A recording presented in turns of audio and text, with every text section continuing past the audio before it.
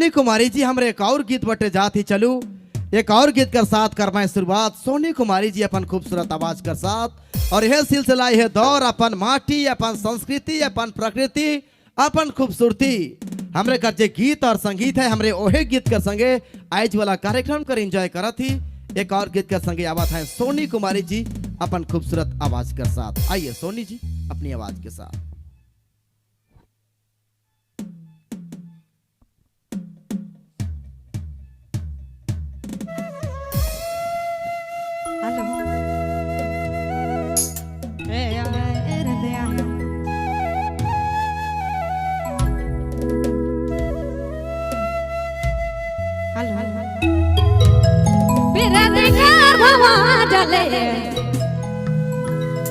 हमारे बादल गले फिर अधिकार मामा जले